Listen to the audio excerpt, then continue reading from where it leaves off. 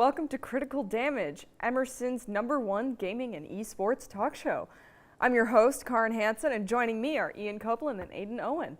Let's dive right in. We're seeing so many new games being ported recently by companies like Nintendo and Sony, but what does that mean? Aiden, would you care to explain? I would love to explain. So in the first half of 2022, and really the industry as a whole in the past couple of years, we've seen a lot of video games being ported from one console to another. GTA 5, one of the best-selling video games of all time, just got a port to PS5 and Xbox Series X, the recent generation of consoles. Chrono Cross, the sequel to Chrono Trigger, one of the most famous JRPGs of all time, is getting ported to Nintendo Switch April 7th. There are tons of games being ported for Nintendo right now. So I want to talk with you guys a lot about whether this shift in the industry is really good or bad, and what makes a port worthwhile and what makes it really good. But we're going to be talking a lot about a lot of mumbo jumbo and a lot of kind of video game lingo that people might not be aware of. So I want to kind of break these terms down before we get into the discussion. First off, the port. A port is basically taking one game from one console to another with very minimal changes. Think you're just introducing it to a new audience, expanding the player base. Think Skyrim, for example. The amount of times it's been ported is a joke in the gaming sphere. It's been ported 9 times, including one port to the Amazon Alexa Echo, for some reason. That's the port. A remaster is similar to a port, but imagine you're making more changes, basically a graphical update. Think like, okay, Ocarina of Time 3D. The original Ocarina of Time on N64 is one of the best games of all time, widely known. It looks like garbage, and it kind of plays like it too. So when they brought it to Ocarina 3D in the 3DS in 2012, I believe, they upgraded graphics immensely to make it way more playable. That is an immense change. You're basically doubling polygons, and they also made some very slight gameplay changes, like they added more hints in so you can know where you're actually going. Yeah, that is beautiful compared to the original. And the original runs, I should say, at 20 FPS. That is the base for N64. Yeah, so this is much, much needed for that game. That's the remaster. A remake and a reboot, there's a fine line, but a remake basically means you're taking a game from the ground up and redoing it based on that game to pay homage to the original game. Think like Link Between Worlds. Link to the Past on SNES came out in 1993 or 4 and is very highly regarded. I love it. I've played through it 5 times at this point. But it's an old game. Link Between Worlds on 3DS, however, came out in 2013 or 2014, one game of the year for good reason. It's a complete graphical overhaul. They've made an item rental system at this point. They've changed dungeons, they've changed plot, they've changed characters. It feels like a new game, and what the creator Miyamoto has called a full realization of what Link to the Past should have been. But it's paying homage. It's like the original game. And then a reboot is similar, but the difference between a remake and a reboot is a reboot's restarting a universe. You're rebranding an original game, and you're remaking it from the ground up like a remake, but there's much more of a future focus. So like the Final Fantasy VII reboot that recently came out, they took the first 5 hours of the original Final Fantasy VII on PlayStation 1 and made it a 30-hour game. They've fully expanded this game. They've made it look completely different. I mean, that is next-generation graphics compared to the clunker that is the PS1. And they've also changed plot. They've changed characters in a similar fashion to Link Between Worlds, but the key difference is they're going to be making way more of the Final Fantasy VII style games with old games like it. They're looking to make this a flagpole, tentpole kind of thing. So that's the difference between a remake and a reboot. So now that we've got all of those terms out of the way, I want to talk, and this raises the question, right? Does the integrity of a game change if a port makes changes to the system of a game? What are your thoughts, guys? At that point, you're talking about a remaster. And a remaster absolutely ruins the integrity of an original game. Interesting. I do not like... I have never liked a remaster. I've never liked the changes a remaster has made, to be completely honest with you, of any of the ones that I've played. The one that comes to mind most and hurts my soul the most is Dark Souls. Ooh. Now, Dark Souls 1 is a brilliant, incredible, life-changing game that will push you to the absolute limit. However, in this comparison video, we can see the change in color, the change in atmosphere, the change in graphics. And gameplay-wise, there's so many changes. The brighter, more desaturated, more polygonal lighting of the remaster is nothing like the atmospheric grime of the original. In terms of gameplay changes, the adding of a bonfire to to a section that was already Notoriously challenging. didn't have one. Oh, there was no bonfire there. The only thing I'm thankful to Dark Souls 1 Remaster for is for not giving you fast travel at the beginning, like Dark Souls 3. That's something that you see in a lot of remasters nowadays, Yes. is the addition of fast fast travel. Well, and I think what it is, it's the emphasis on accessibility to a game, Yes. right? Yep, You're trying to reach, and that's one of the ways that I think ports can be good, is it expands a player base and it makes the game more accessible. It increases quality of life a lot. And quality of life for sure. Like my like prime example for a port is any Wii U game ever. Yeah. For those of you who don't know, the Wii U is Nintendo's last console for the Switch post Wii. It sold 13 million copies of hardware, like the console itself, in its lifetime. Most games sell 13 million copies in the first year of their lifetime. So it sold horribly, but there were a ton of good games on it. So porting those games to the Switch expands the player base and gives them new life. The Like wonderful Xenoblade. 101, though. The Wonderful 101. The wonderful 100. No, it was ruined by the Switch port. That's the thing. That game required the gamepad and the television. The dumbing down of the systems took away most of the dynamic, absurd elements that Platinum Game is known for. So there we're talking about when a port fundamentally changes the way the game works, which Majora's Mask 3D let's talk about that. That is a prime example of a port ruining a game system, like you're talking about with Wonderful 101. Because the way Majora's Mask works and the reason it's so brilliant is because it forces the player to work on the NPC's clock. NPCs have a forced schedule they will run around, and you have to work time around them. You don't have the agency.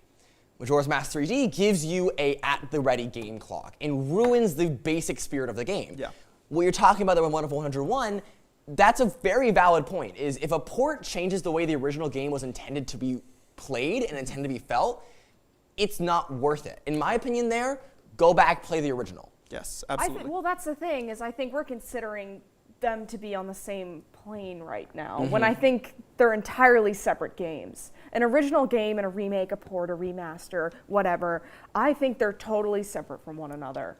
For sure. That's fair. It's a different game if it's brought all of these things to you that you don't like and you're like, this is not what I want. You can always go back and play the original. But for other people, maybe the only way they can assess it is a new remaster or a remake Well, here's or the a thing. port. Can you go back and play the original when your N64 is broken, or when your PlayStation 3? I have every single Metal Gear Solid game on the PlayStation 3, 1 through 5, and the spin-offs.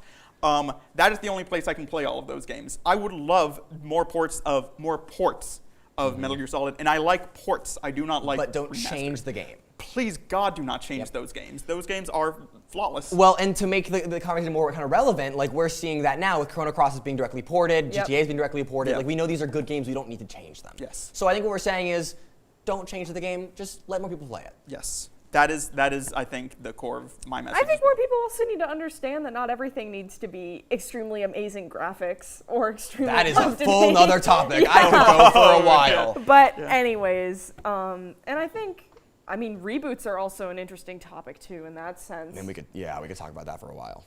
Well, a really great a reboot to talk about is Final Fantasy VII, which we already mentioned a little bit earlier.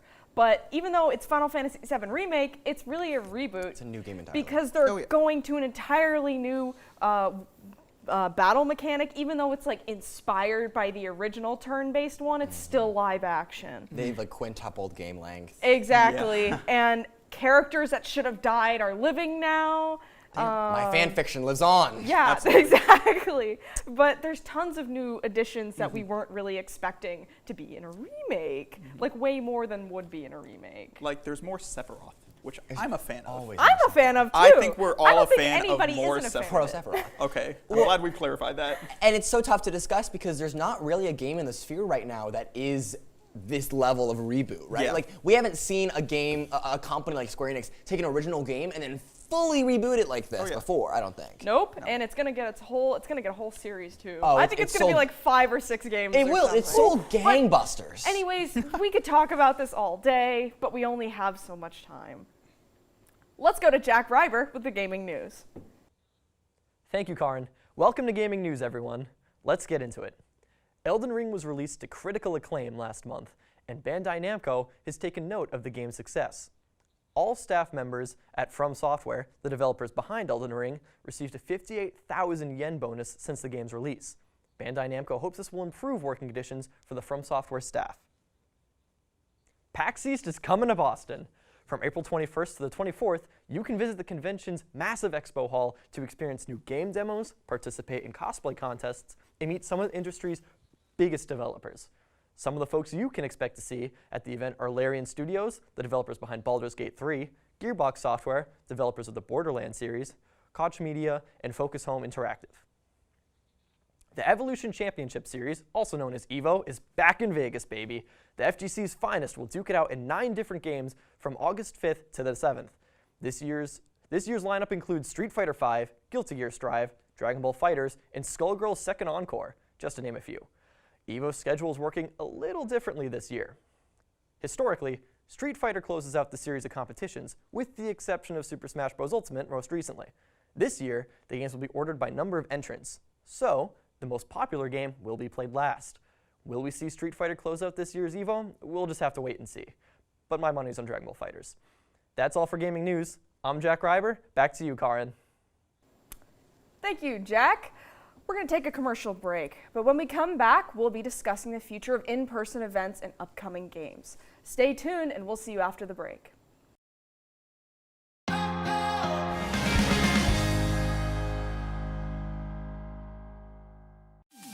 Mind, body, Blake.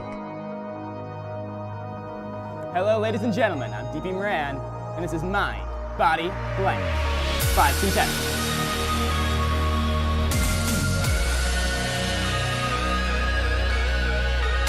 3 insane challenges, testing your mind, body,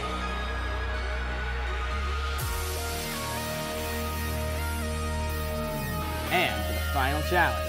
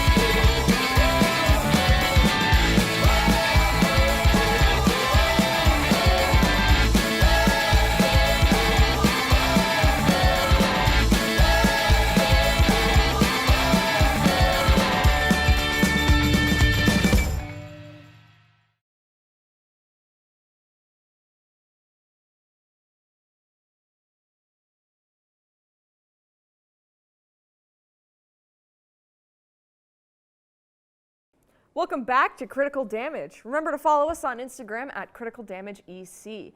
Now on to our other discussion of the day. We are seeing events like EVO moving back to in-person, but what is the future of live events? Ian, what's your take? So some of these events, it's been a rough 2 years, y'all. However, some of these events are changing. Some of these events are staying the same. But we're going to talk mostly about the ones that are changing.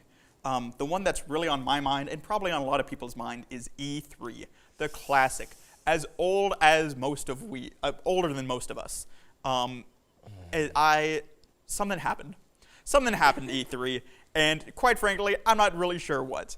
Nobody knows what's happening. Nobody knows when it is. And Sony didn't make an appearance last time, and Nintendo hasn't, but that's the Direct for years. well, that's the thing. Nintendo has had the E3 Direct, but that's just a live stream. Listen. That's around E3. I said it before, I'll say it again. E3 does not stand for Electronics Entertainment Expo anymore. It stands for extinct, extinguished, and exstupid. Mm-hmm. I'll agree with that. Yeah. I don't But think exstupid's a word. well, one thing we were talking about earlier is Microsoft owns most of these. Owns Yeah. most of the big companies that That usually get present E3 E3. press conferences. And everybody who else would usually be there has their own live streams Yeah. now, and they're not even going to go, so it's going to just turn into a Microsoft Expo. Yeah, basically.